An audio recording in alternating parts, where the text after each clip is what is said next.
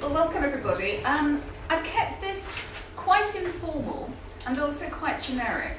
I think people who come basically have different disciplinary backgrounds. My background is I'm a professor of health policy. I do health services research, so I'm not too sure if there are any other health researchers in the audience, but what it means is I'm not going to be talking particularly about, oh, that journal's really good, or go for that one, because we've all got different journals that we're going to be aiming for. I actually want to focus slightly more about the emotional experience of publishing, because I think that people get really anxious about publishing, and if I use the word writing block, anybody ever encountered one of those? You know, I'm actually of the opinion that a PhD destroys your writing flow, that it is about the worst thing you can possibly do if you want to become a fluent writer. So what I want to talk to you about is how you can get over that, how you can, practical steps that you can take to build up your confidence and actually become an academic publisher, an academic writer. So it's quite an informal talk, but I hope it's going to be useful for you. And if you have any specific questions, I'm very, very happy to answer them. Okay, so I want to start off with just this more emotional idea of how do you get started? How do you sort of start to think about the topic that you might want to publish in? How do you get yourself in the right place? And how do you make enough time? Because that's really, really important. Again, is that a familiar idea? I just don't have enough time to consolidate my publications. I've got all these great ideas and it's somehow not happening. Well, believe me, it continues to happen, you know, even at my very great old age. So, you know, it's an issue, and it's something that I'm actually been grappling with a little bit myself. And I'll talk to you maybe a bit about my personal situation too. The actual writing of academic publications, again, there's just a few tricks. There's a few very, very simple tricks that you can do in terms of making sure that your content is tailored properly to the area, the outlet that you're looking at, etc. There are tricks in terms of covering letters. There are tricks in terms, you know, just a little about networking. You know, there are a whole load of things that you can do. So we'll talk about that. And then some of the issues about submitting and actually getting your stuff published. I don't know how many of you have. How many of you published? So not so many of you. Okay. But I mean, for example, one of the things we'll come to this is that you submit your article, you're terribly excited, it's like your baby, because you've been there from conception to birth, and you submit it and you love it, and it's really quite exposing, isn't it, to send that off to somebody, and then you get these reviewers' comments back and they say, you so rude about my baby. And the thing is that actually they're less rude and less damning than you think they are. When you first read them, you think, oh my God, they've just destroyed my article, I can't resubmit it. And actually what they're suggesting is usually quite sensible, and you can resubmit it, but you're not in the emotional place to take that criticism, okay? So it's, again, I think publishing is a very emotional process, and that's really why I'm talking in this incredibly strange and informal way. So let's just get going. Getting started. Now, I've got a number of theories about why PhDs are the worst thing that you can possibly do and how they generally destroy your 20s. I happily got mine done in my early 20s, but, you know, it was mostly because I was so fed up with people saying, have you finished your PhD yet? Finished your PhD yet? I'm just going to finish it. So I'm going to finish it. One of the problems about doing a PhD, I think, is that we still have this slightly Kantian notion. There's a German lady in the audience, aren't you?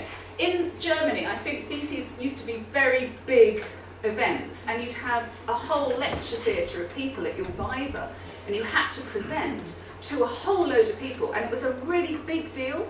So as a result, and I still think in this country, we have this notion of the PhD is it's this massive tome, it's going to be earth-shatteringly changing, it's really going to make a big impact and everybody's going to read it. And I'm sorry folks, but I mean, your examiner and your supervisor will read it. I'm not utterly convinced that lots of other people will. So you've got to, first of all, get a sense of realism about your PhD. It's a really important thing to do. You've got to just, you know, think, actually this is part of my training. It's not this is not my life work.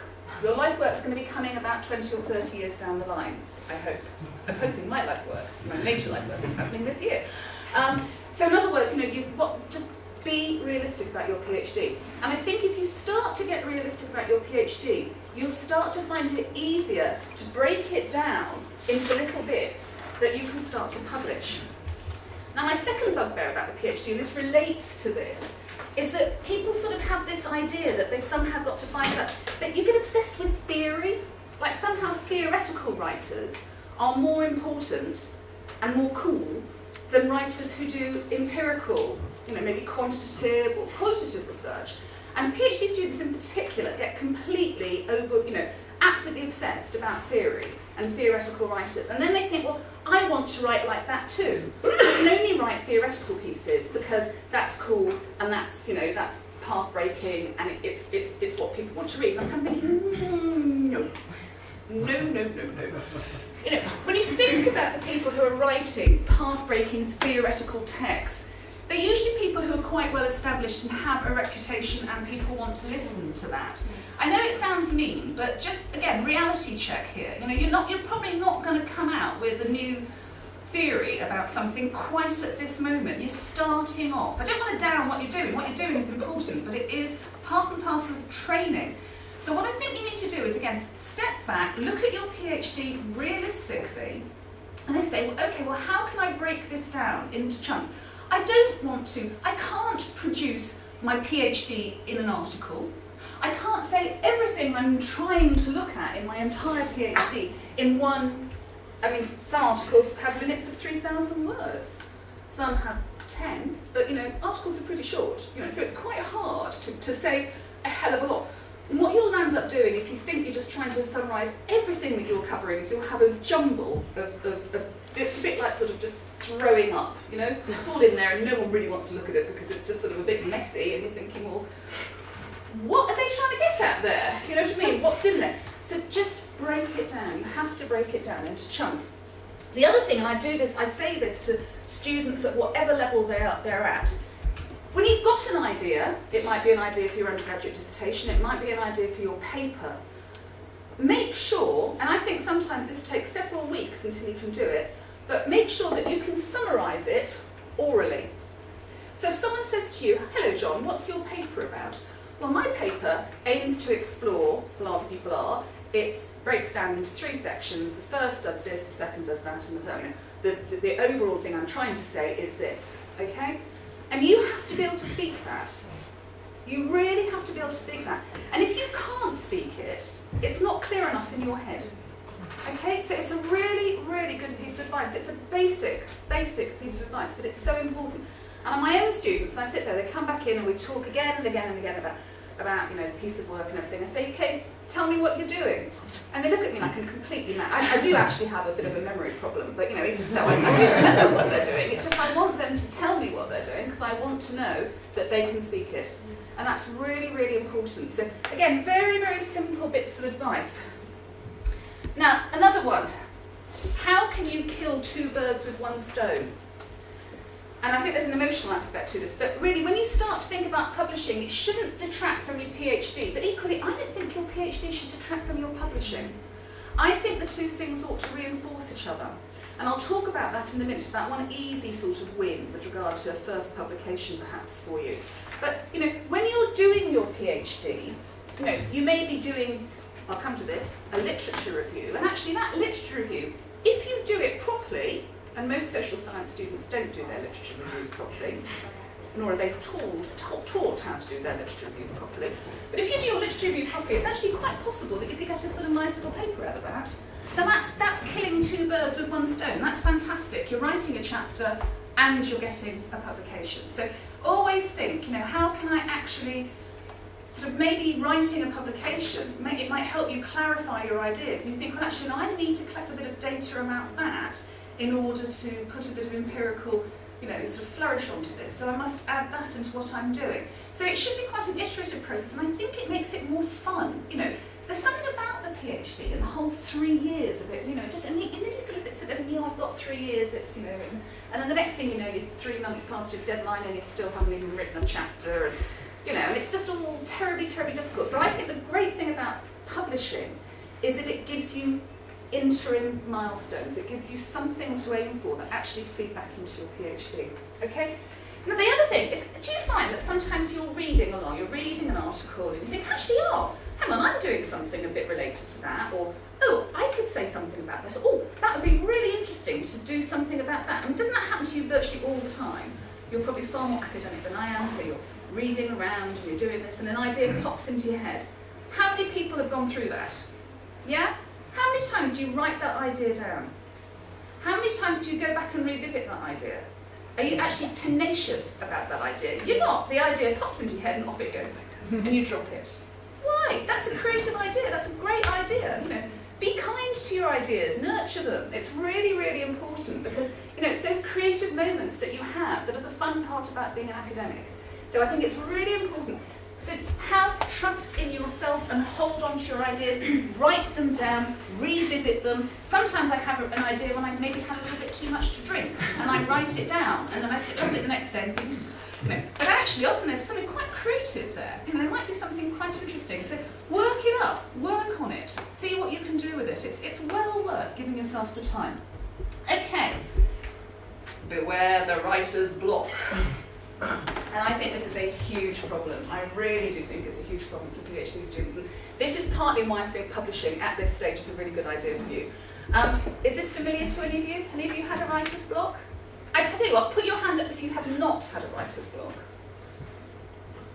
Well, either you're very shy or this is a really common problem. I think it really is a common problem. What I find is keep reading. Even when you have that idea that you can't put properly. And you keep on reading. You see, I would put that under the heading of procrastination. I think that's procrastinating. And I often say to my students, they say, oh, but I'm working really hard and I'm doing all this reading and I'm taking all these notes. And I say, you're being a secretary. You're being a secretary because you're writing down lots of notes from the papers that you're reading. What's academic about that? And they can look at me with complete horror. And I think you need to move on. You've got to kind of start consolidating and doing your own stuff and put that aside. Sometimes you can read enough, and you have to, this is anti-academic thing to say, but don't let reading get in the way of your good work. Sometimes you really do need to just put it aside and start to write. And what you'll find is as you're writing, you will carry on reading because you're going to be wanting to back up what you're saying, so you're constantly cross-referencing anyway. I think when you're writing, you're reading. So it's this desire for perfection, I think, that keeps you reading. You sit there thinking, I need to know everything. I have to know absolutely everything. And actually there's a wonderful short story by a Canadian author called, he's dead now, but Robinson Davis.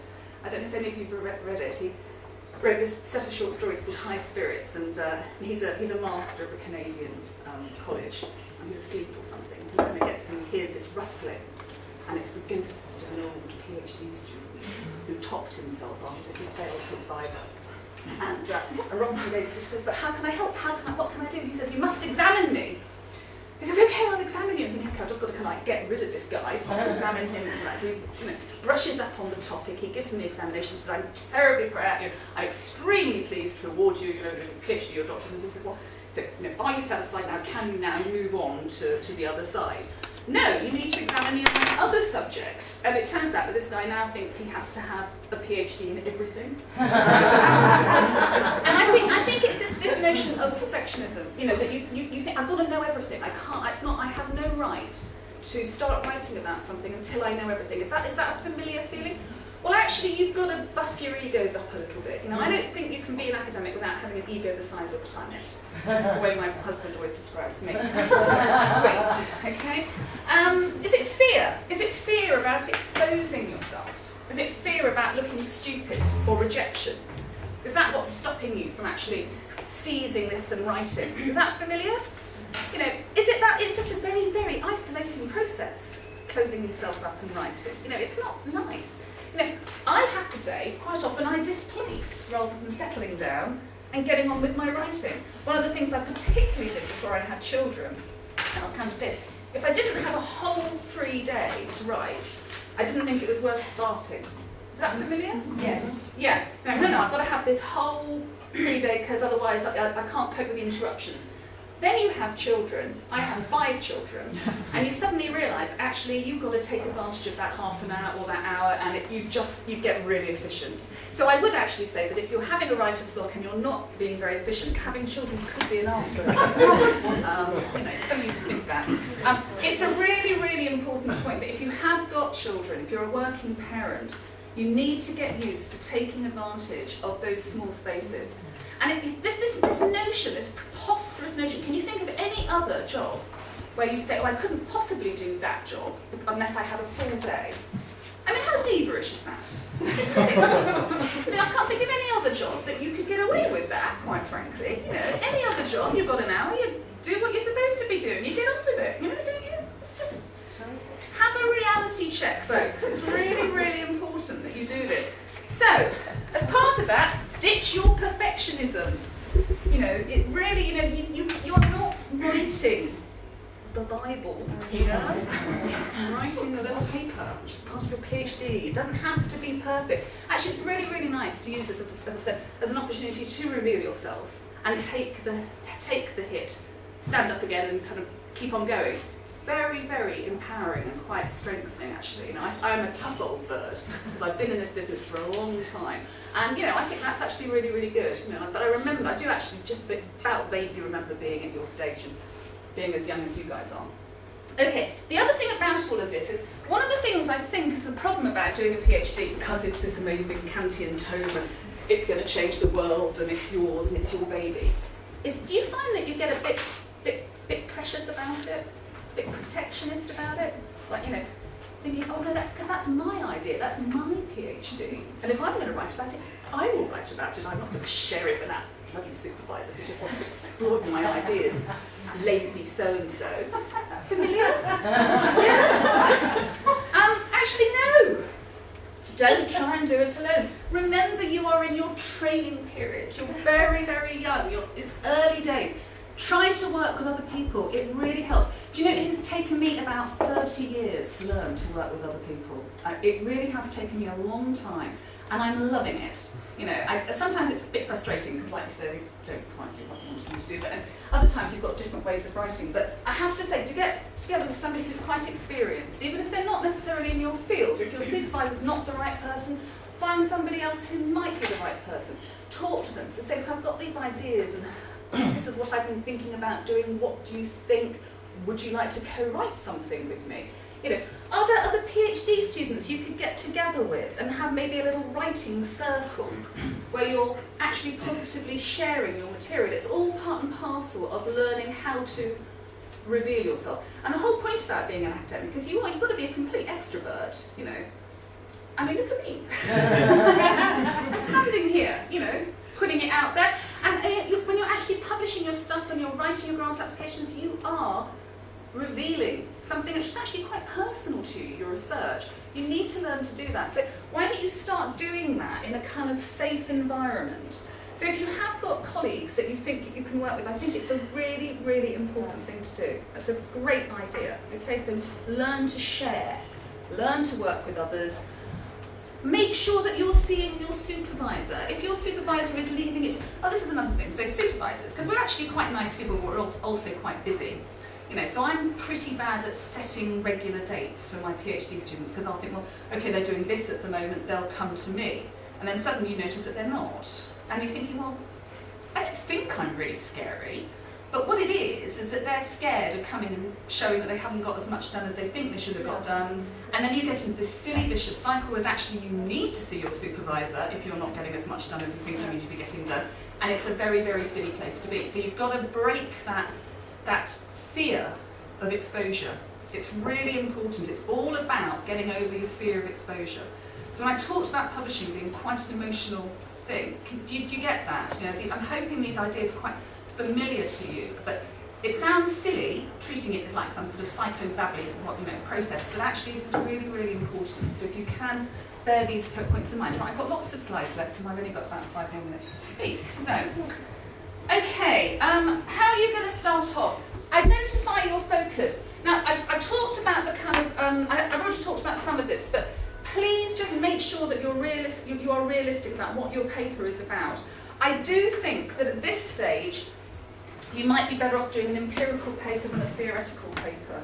And there's nothing wrong with that. And actually, to be absolutely honest, you know, people who build up a good empirical record of research, whether it be quantitative or qualitative, start to actually gain a reputation that allows them then to start leading in their fields and being more theoretical. So I think there's a tendency at the early stage of your career to think that theory is everything, whereas actually it's not. You probably need to walk before you can run. Now this is what I was mentioning. Not many people, not many social science students formally review literature or review literature properly. So if I was going to say to you, do a Prisma diagram, or you mention which data sources you've done in your search, how many you rejected on the basis of the title, how many rejected on the basis of the title in the abstract, is that gobbledygook to you? Yeah? In health-related research, they've gone completely in the opposite direction, and we do things like systematic reviews, and you only accept data that is based on a randomised control trial. It's crazy, so it means that you actually reject a lot of literature. But there is a halfway mark, and for example, I've recently had what I called, because there's all sorts of different reviews. There's a narrative review, a scoping review, a meta-narrative review, a critical review. There's all sorts of different types of reviews, and they can be quite, excuse the French, people can be a bit arsy about your methods, and they'll say, oh, well, that's not a proper review because you didn't do this, or you didn't list this, or whatever. However, if you can get to grips with the methods required in formal reviewing, I think it's a brilliant way of doing a first paper.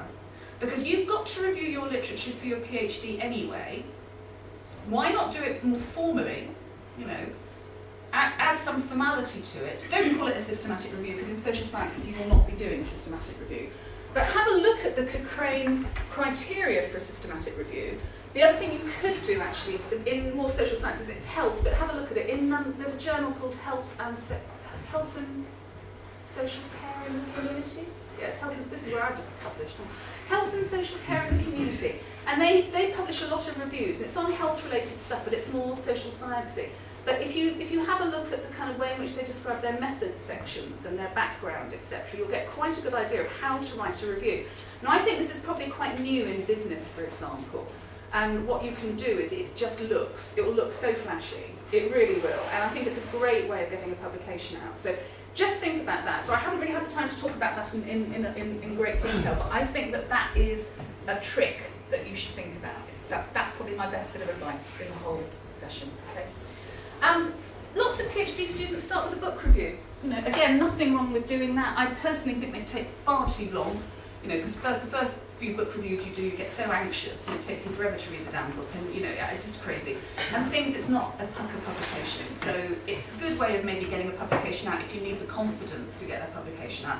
But personally, I would look at, first of all, trying to convert my literature review into a publication.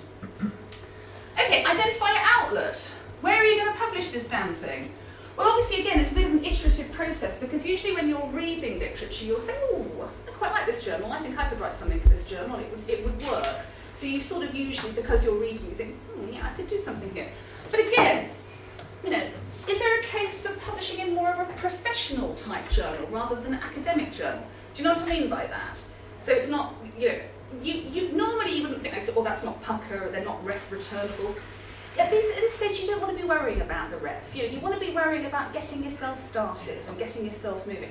So if people are giving you advice, which some people may in this faculty, and saying, oh, you must only publish in that 4-star journal, have you heard that? Yes. Yes. Well, you can politely it's far more sensible to just get started, and you will be in a much, much better position if you've got a few nice, simple publications, you get the confidence. Nothing wrong with starting off in a professional journal at all. You're PhD students, for God's sake. It's that reality check. You're not a professor, so I'm thinking just be realistic. So do not, for God's sake, worry about the impact scores of your journals at this stage. Do not do that. Okay, just take my advice on that. You just want to get going. And be savvy. It may be that somehow your topics become incredibly topical. You might be looking at, one of my, actually was a dissertation student, had done something on interracial adoption and on the general government policy to try to improve adoption. And of course, just after he'd finished his dissertation, all this stuff is coming out in newspapers. And thinking, oh, it's such a shame you couldn't just, maybe offer something to a newspaper or whatever. So again, it's just looking for those opportunities. They might kick you back, but it doesn't matter. You tried. That's the whole point about academia. It's about learning how to develop that strength to get knocked down and step back up again. Okay, practical considerations, and I should finish in a couple of minutes. I've already mentioned this, but please don't try to cram your whole PhD into one paper. It just won't work, okay? It really will not work. You've got to bring it down into something manageable. That story I told you about, being able to give them your story, just verbally, is really, really important. I think you need to plan a broad outline and you have to stick to it. Very, very easy just to drift off. You know? So you're writing what you think is your introduction and you've got your first section, and suddenly you're off with the fairies and you're writing about something completely different which doesn't actually fit in with your original plan at all. It's very interesting, but it's not actually part of your story. Did any of you remember just sort of drifting? So again, I would actually plan quite carefully that these are the points I need to make my story, and this is what I'm going to do to build it up. It might be in your head, you may need to plan it and write it down. The other thing is the old writing block. I think that one can, again, be too perfectionist about this. You write, you change it, you write, you change it, and you never get round to writing anything because you're constantly editing the material. So I would really strongly suggest that you write and you don't edit, maybe until the next day. As another part of this, if you started writing, I just used to, when I was doing my PhD, I knew that Anthony Trollope, who worked full-time as a clerk, used to get up at about 5 o'clock in the morning and write for 3 hours before he went off for work. You know how prolific Trollope was, and I just used to feel so inadequate. I mean, oh God, Trollope can do it, why can't I do it? And so one of the things I say to my students is that actually when the first day, if you manage 100 words in a whole day, and that's all you've done, fine, you've done 100 words. Maybe the next day you might manage 150, and then the next day you might do a little bit more, and you'll build up your flow again. Because I think that doing a PhD does ruin your flow, I really do.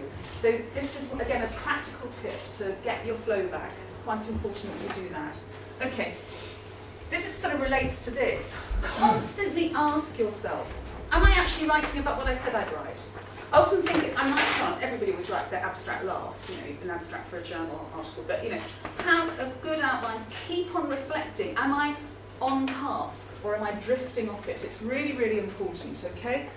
The other thing that I would always find helpful is if you've identified the journal that you're going for, have articles in that journal, even if they're not on your particular topic area. Constantly reference them. Are you using the right structure? Are you using the sort of same level of language? Are you, does this fit into the journal that you're writing to?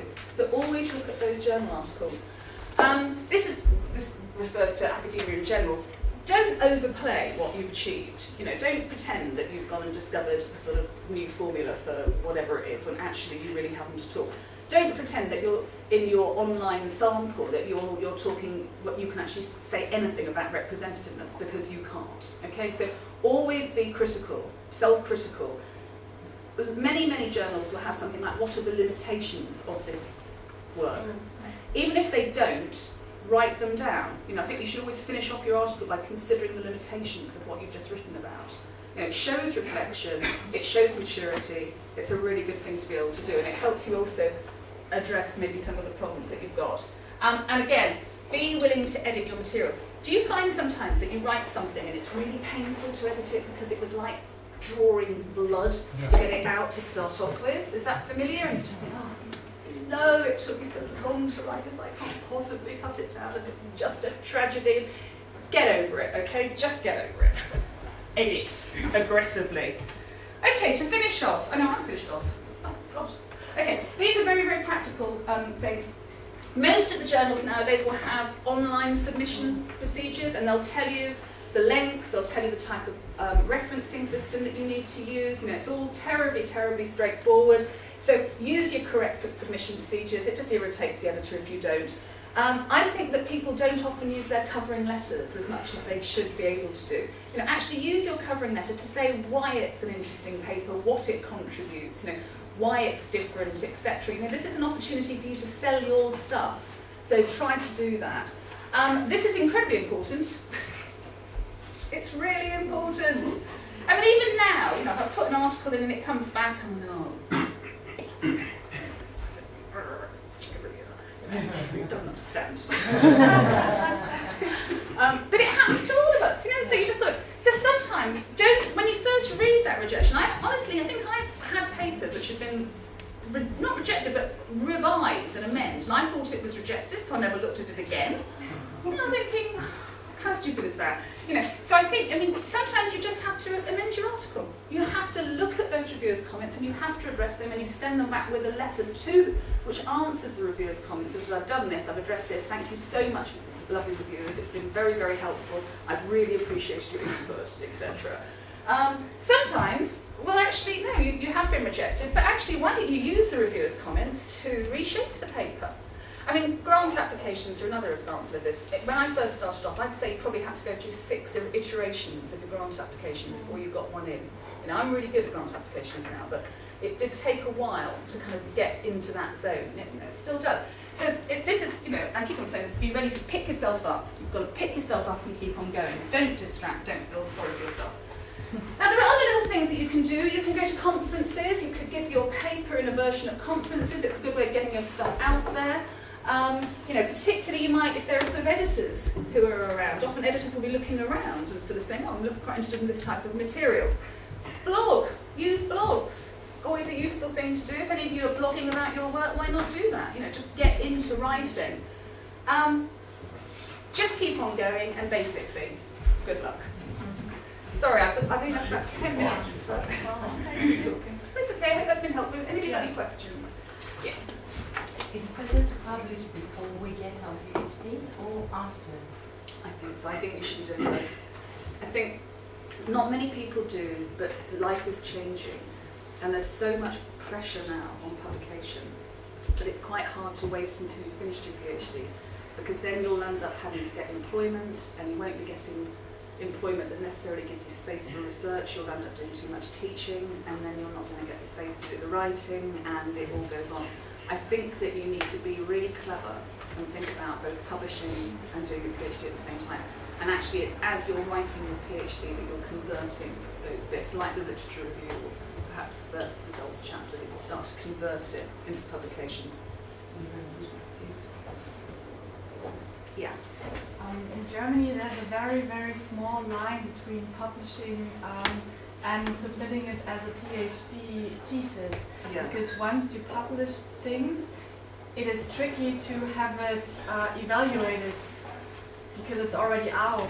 So how is the difference here in Britain? If you publish things, if you, for example, divided your dissertation into 3 parts and published them, can you still hand it over? Your PhD. Yeah. I personally think that you can. I mean, I think that, I'm not the most rule-driven person, and I think some of my colleagues might say you're a really bad lady to be suggesting this, but I think that most people are, we're quite slippery in many ways in Britain, our approach to academia. If you compare, for example, peer review in America to peer review in this country, they're totally different animals. Peer review in America is incredibly rigorous. Really, the amount of time the editor, the reviewers, etc., put into the process is extraordinary.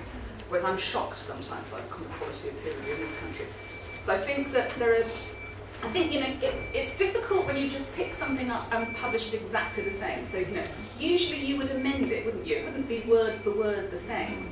And plus a chapter, is written as a PhD chapter, it's not written as a journal article.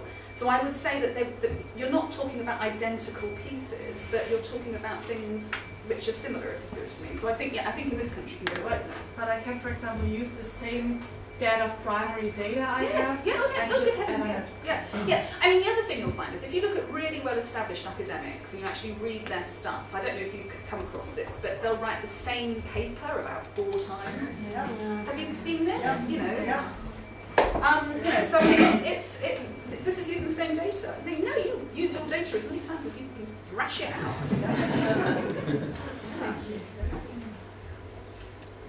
Yes. But actually, it wasn't. Did hear one comment. It wasn't so much don't publish or you must try and publish in 4-star journals. It was more whatever you do not publish in a 1-star journal. Yeah. It's almost like the opposite. It's like it's the worst thing in the world you can do is to try and get published in a low-rated journal. I mean, is that all ref-driven and it's kind of... It is all ref-driven, but I think that I'm not convinced. I don't know how many PhD students, even PhD students who are in year 3 at the moment, are really imagining they're going to be ref-returnable in 2020. It's a different game. It's a game for different people. I wouldn't publish at the moment, well, actually I do publish in professional journals, but I think I publish enough to, publish here and there. I've never been driven by those considerations, and I've published in crappy journals, but they've been great articles, they've been put into the ref, I just don't play those games. I've never played the games. Obviously I'm giving you bad advice here, but I find when you play the game, you get yourself all into knots, and you're not doing things which are true to yourself. And I actually think you need to be true to yourself. I really do. I feel quite strongly about that. Tricky one though, because of the way it's the system is. It is tricky because of the way the system, but like I said, I don't think it's relevant to you at your stage. I think the thing that's relevant to you at your stage is developing the confidence to be an author and doing it in simpler ways, in less flashy, 4-star ways is okay. It's okay to do that. I'm not saying it's going to be the only article you get out of your PhD, but that it can be quite nice to publish something, even in a professional journal, get your name out there. It's something to still put on your CV, and then you target your stuff at other places. You know what I mean? I don't think there's anything wrong with that at all. Yeah. Okay, what I've done is I've published a paper in a journal in Canada, and then what I did, I published a summary, or a sort of a summary in a newspaper. Good idea. I was afraid now that from what you said that maybe this was unethical. No, I think that's absolutely fine. No, absolutely not. No. Like I said, I think most well-established academics will be touting the same old stuff wherever they can. That's where I got the idea from. Yeah, absolutely. I'm actually very bad at that. I tend to write very long articles, and I don't reproduce them in different places. I'm quite, and I realise it's a problem, but I just sort of think, well, it's not what I really particularly want to do. But I wouldn't worry so much about playing the game. I think playing the game is, I don't know, it's, obviously you've got to play the game up to a point, but you land up being driven by the game, and you lose all the sense of enjoyment of the process. It's, it's not fun anymore. So do what you want to do, it's really important. It takes so much time to write one paper, so... It does, yeah, it does. But I think it's just a case of going back, just being realistic. This is part of your training. You're not a finished product at the moment. None of us are actually finished products. We're constantly evolving. So to give yourself a break. It's okay to start small and then build up. Any other questions? I just want to thank you for this because as a research supervisor, particularly with masters and undergraduates, I do exactly the same thing.